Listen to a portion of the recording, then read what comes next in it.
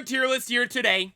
And the tier list we have is a rather short one. I think this is the shortest tier list I've ever done. The previous shortest tier list I've ever done was, I think, the pseudo-legendary tier list. That was a really short one because there's only, 10 of them total? This one's even shorter than that. We only got 4 because what we're doing for the tier list today is going through each gimmick added in Pokemon. For the tier list here, we have it how we have all of the tier lists, with God tier at the very top for the very best one, followed by S tier, A tier, B, C, D, F. There is no disgusting tier this week because I don't think there's any gimmick that deserves to be down in the disgusting tier. But for context, C tier, average. D tier, below average. F tier, really bad. B tier, above average. A tier, good. S tier, really good. God tier, the best of the best. So that's how the tier list works for the tier lists that we do here. And starting off, let's go with, let's go with the newest one. Let's go with the newest one, Terastallizing. Now, Terastallizing, I think a lot of people at the start didn't like for one main reason, how it looked. Terastallizing could have been so cool. Imagine we have the Pokemon when they terastallize and they're all crystal-like and they become crystal-y. Imagine we had that, but they just got like a hue of color of whatever the type was. So if they're Fire Terra type, they turn like a fiery or like a red crystal hue. If they do water, it's a blue hue. Psychic, a purple one. Maybe do electric, a yellow one. Grass, a green one. But just have the bodies of the Pokemon be crystallized, and they just have like that crystal, maybe like just a glow. They're glowing of that color. That would have been amazing. Instead, we got ring pops on their heads. And I mean, I'll be one of the first to say it. The ring pops suck. The majority of the Terra hats are absolutely awful.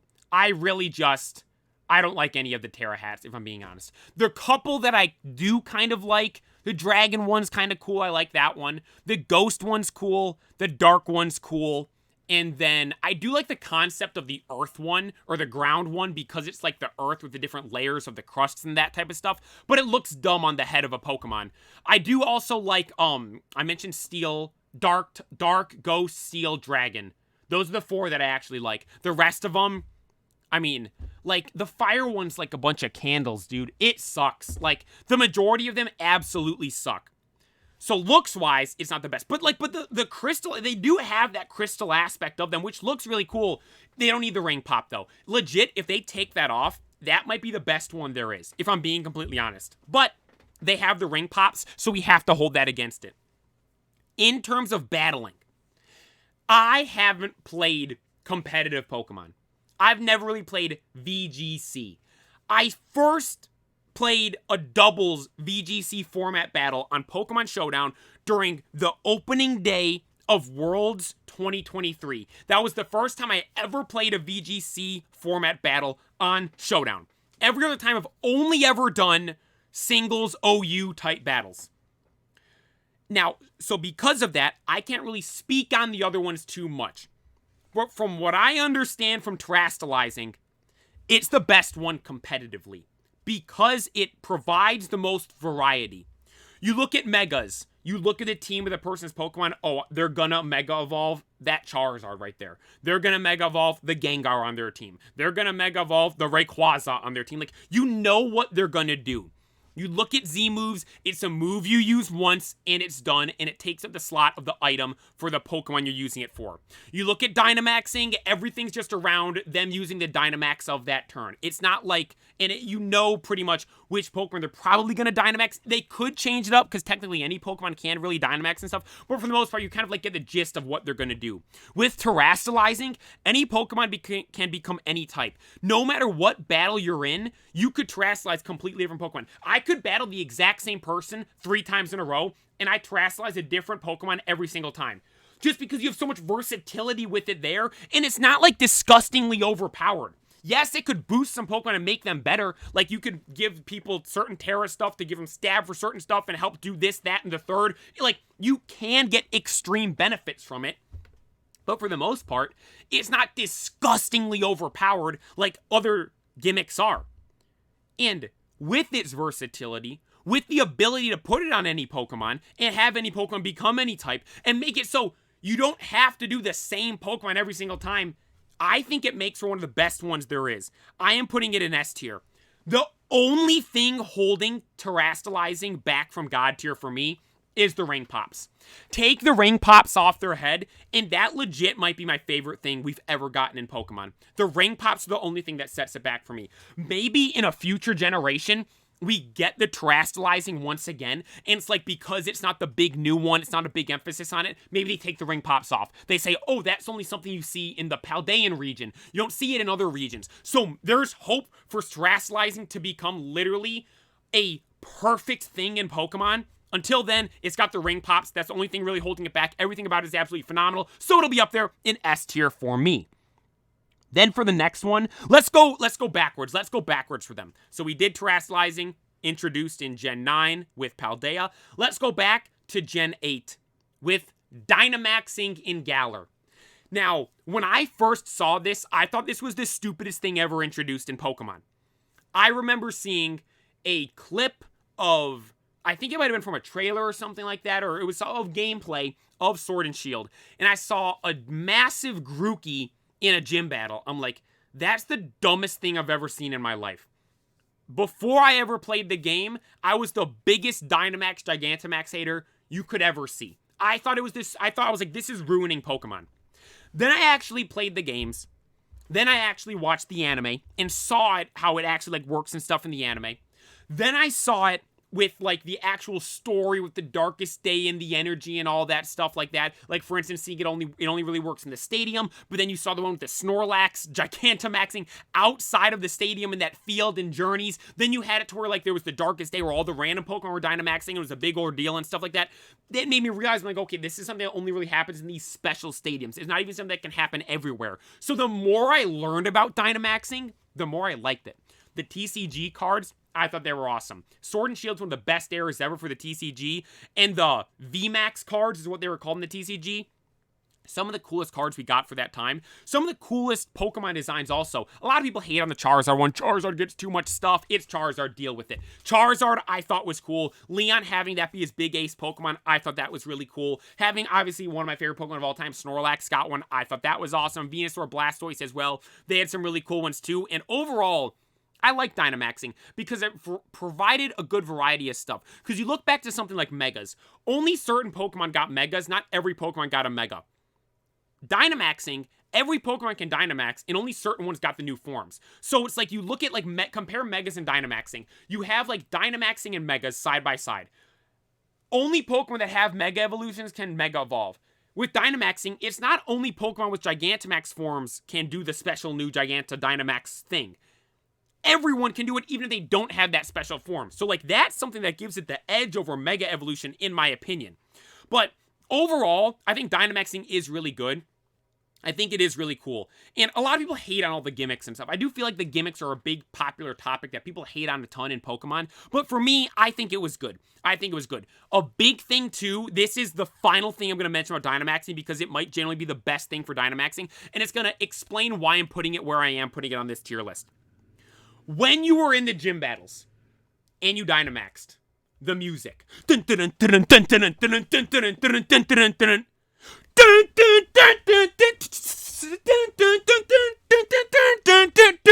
it was insane. The music they were playing in the gym battles when you would Dynamax. Because of that, it's going up in S tier. Am I going to put it above Terastallizing, though? I don't know. Honestly, looks-wise, vibes-wise, everything about it, I like Dynamaxing better than Terastallizing. But in terms of actually battling with this stuff, I like Terastallizing way better, and it's not even close. Here's the thing. I might say these are a tie. I might legit say these are a dead tie. Because Dynamaxing, all the other stuff, the actually Dynamaxing and battling with it, I don't like too much. But the concept behind it, only working in the special stadiums, the music behind it, some of the special forms we got and how it looks, I love all of that stuff. It's amazing. Then Terastallizing, I don't like how it looks. The concept of it I don't really like too much either. It's kind of goofy and stuff. But how it works in actually battling is one of my favorite things we've ever had in Pokemon. It'd be a coin flip for me. It would be a coin flip for me, which I like better. I'm going to put Terastallizing above it, though. I will note, tie. We'll say these two are a tie right here. The reason why Terastallizing is above Dynamaxing is because I do think, in my opinion, again, I'm not some VGC god guru type stuff. I just do that stuff for fun. But from as far as I'm aware, Terastallizing for competitive Pokemon, at least from, like, even, because I battled in OU and stuff in Showdown with Dynamaxing and stuff, I love battling with Terastallizing. Like, I'm genuinely gonna, I hope it sticks around maybe for Gen 10, or maybe Gen 10 they give all of these together, but, like, what if Terastallizing goes away? Like, I am genuinely, Dynamaxing was like, okay, whatever. I'm genuinely gonna miss Terastallizing. I am genuinely gonna miss that, so I'll leave that above Dynamax for now. Then for the next one, Z moves. Dude, although,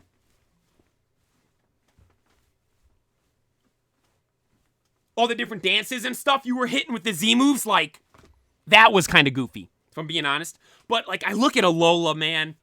Alola's hated on so much because you have the transition from, like I've mentioned countless times before in the other tier lists, from XYXYZ to the Alola Sun and Moon anime. Like, I mean, there was nothing that could have came after XYXYZ. Fans were so mad and salty that Ash didn't win. Like, no matter what came afterwards, people were going to be upset.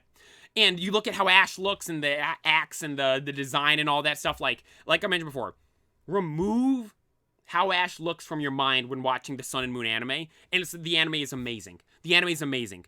The generation, if I could live in any Pokemon region, I would want to live in Alola. The starters, you have Incineroar, the GOAT of competitive Pokemon. You have Rowlet, my favorite starter Pokemon, like Jangmo-o and Komo-o, amazing. Solgaleo, Lunala, Necrozma, awesome legendary. Solgaleo's shiny, one of the coolest shiny Pokemon, not even just shiny legendaries, shiny Pokemon of all time. We got introduced to Meltan and Melmetal, my favorite mythicals of all time. We got introduced to the Lycanroc lines, and like Ash became the champion for the first ever time in Alola. Like, Alola is so good.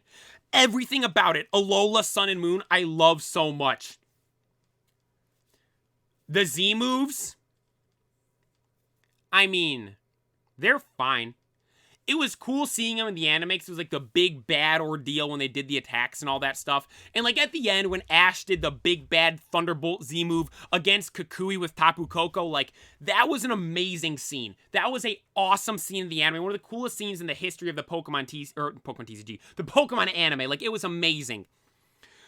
But if I'm being honest, like I'm not putting it in S tier, I'm putting it in A tier. It doesn't deserve to be B, C, D, or F. It doesn't deserve to be anything lower than A. But, like, I don't want to put it with the other ones because, like, I don't know, maybe this is me. Like, I will note, I have to mention this. I've never played an Alola game. That's the only region I've never played. I've never played an Alola game. Alola is one of my favorite regions. Based on the anime, the cards, and just the region itself as a whole, like, it's one of my favorite gens in Pokemon for sure. But I've never even played a game of it. So my opinion might change if I actually played a game of it. I will note that. You could discredit me for that. You go ahead if you want to. I can't even make a counter argument for that. But like my opinion on Z moves from watching it, like it's cool.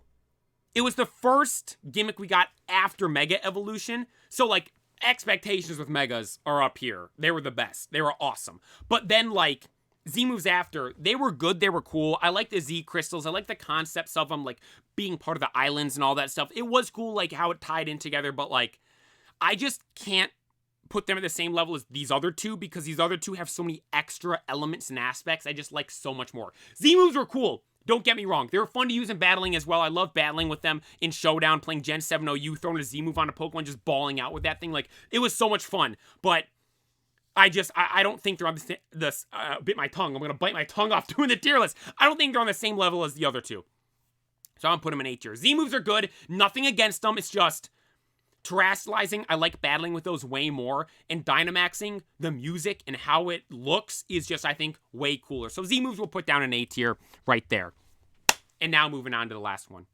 And now we move on to the final gimmick we have so far in Pokemon. The first gimmick we ever got. I'm just putting it right. I'm not even going to wait. God tier. Megas are God tier. Now, I know people, like, I think, I've heard Wolfie talk about this before in his videos. I don't think competitive players like Megas too much. I think they don't really like them that I think they're kind of, glad they're done and aren't really looking forward to them coming back. But I mean, look at Wolfie, like he won Worlds with Megas, so like his opinion there I take more legitimately because like I feel like when he talks about Megas, he always talks about them almost like a negative light when it comes to battling with them. But forget the competitive aspect. I'm not mentioning. That's all I'm going to mention for the competitive side of things. Who cares how it was competitively? Megas are the coolest thing we've ever gotten in Pokemon. Just looking at them. My favorite Pokemon design of all time, without a shadow of a doubt, no question about it, Mega Charizard X. And I don't think anything will ever be able to top it for me. I think back to the first time I saw Mega Pokemon. This is no joke. Like, I mean, now thinking back, I don't know how this happened to play out. Maybe it was destiny, but I remember watching the Pokemon Origins show. I remember I was with my brothers. We were at our grandparents' house. I remember we were on vacation there at their house. I remember watching the Origins anime for the first time. And I remember seeing, I'm like, okay, this is so cool. We get to see Red play through the game. And I loved how the beginning of each episode, they had like the save, or the end of the episode, they saved the game. Then the beginning of the episode, they said load game. Like, this is so cool seeing him play through the game. Like, this is awesome. And then at the end, we saw Charizard Mega Evolve to Mega Charizard X when fighting Mewtwo. That is, I think, might be the coolest thing I've ever seen in Pokemon. So, like, and that is how I was introduced to Mega Evolution and Mega Charizard. Like, thinking back to that, I have such vivid memories of sitting there. The TV was up here. It was above a fireplace. It was up here. And we're sitting there watching. I'm like, this is the coolest thing I've ever seen. That Charizard has blue flames! Like, dude, it was insane watching that for the first time. Then you have Mega Charizard X, obviously my favorite thing ever.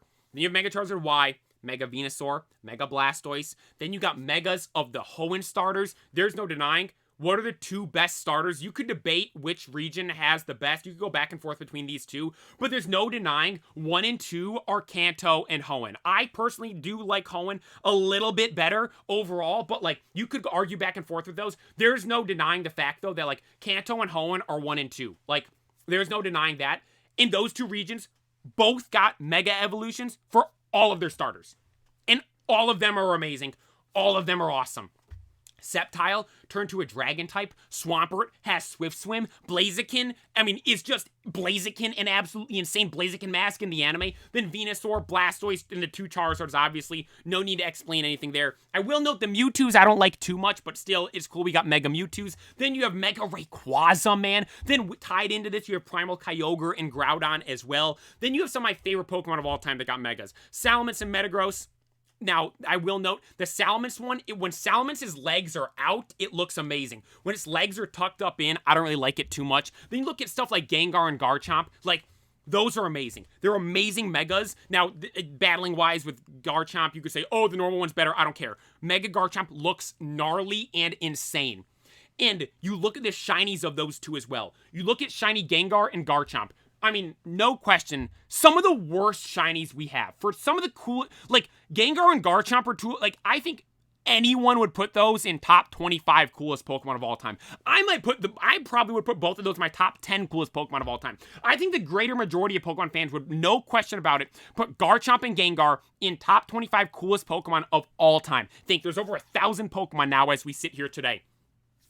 So you think, oh, with those awesome Pokemon, they've got to have cool shinies, right? Nope, their shinies absolutely suck. They might be the two worst shinies of all time.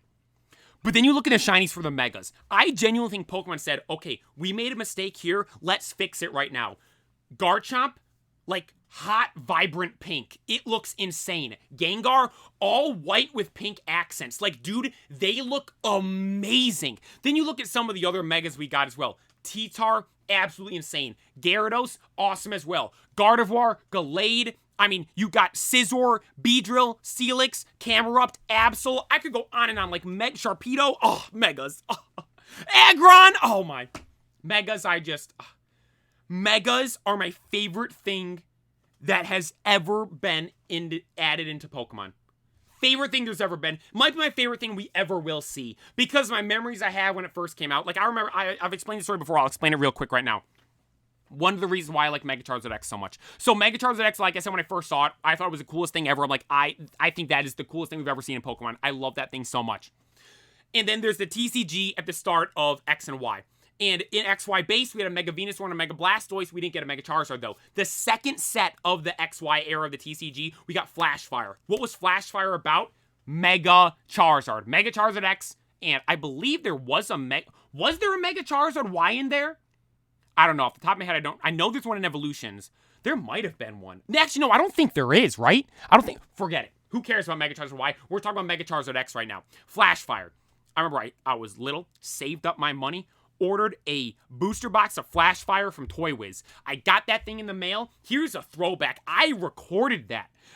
When I was little, I pretended to be making Pokemon YouTube videos and that type of stuff. So I recorded me opening up the booster box. Why was I opening up this booster box in the first place? There was one card I wanted. I wanted Mega Charizard X. The Mega Charizard X card was the only thing I wanted out of that booster box.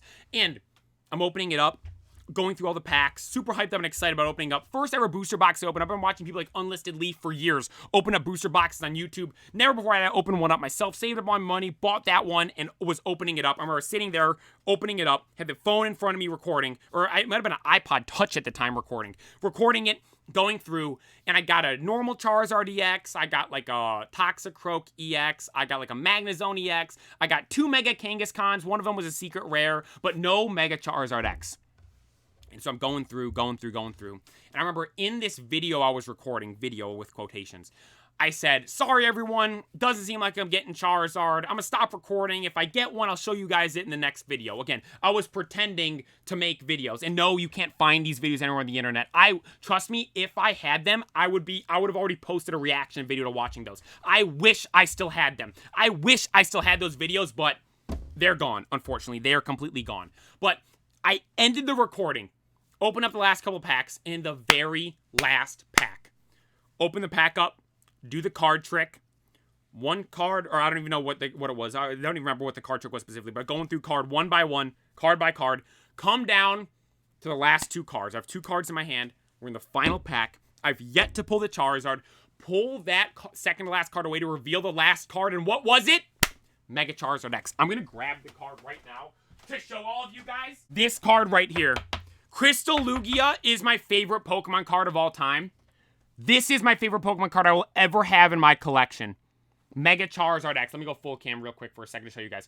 This is the card I pulled out of the booster box. This was the final card I pulled out of the Flash Fire booster box, the first booster box I ever opened, and the card I wanted the most, and to this day is my favorite Pokemon card in my collection. This will forever be my favorite Pokemon card I will ever own throughout the entirety of my life. That right there is one of the reasons why I love Megas so much. The memories I have of that. It was like it was destiny for me to pull that card right there. It was like storybook type stuff. Like stuff you see out of an anime or a TV show or reading a manga. Like that type of stuff. Like you can't make stuff like that. That is not a made up story. There's 100% truth, facts, whatever you want to call it. This is like... Megas are the best. Megas are my favorite thing that has ever been added in Pokemon. That is why when we got the Megas coming back for ZA, I was screaming like a little girl because I was so excited. I can't wait for ZA to come out. I can't wait to see the Megas return there. Hopefully we'll get some new Mega forms, but most importantly, I'll just be happy to see the old Mega forms return. Hopefully we see our boy Mega Charizard X make a return, but that is the Pokemon Gimmick tier list. Went through all of them. We'll run through it real quick. Down as the lowest one in A tier, we have the Z moves. Again, Z moves are cool. Don't really have like anything against them, but I just can't put them the same level as some of these ones we have up in S tier. Up in S tier, we got Dynamaxing. The music for the Dynamaxing, dun dun dun dun dun dun dun dun dun, dude, it is absolutely insane. Then just above it, Terastallizing. The only thing holding Terastallizing from being up here in God tier below Megas is the ring pops on the head. Everything else is peak perfection with Terastallizing. The best one for actually battling, in my opinion. But then at the top in God tier, we have Mega Evolution. The best thing we have ever had in Pokemon.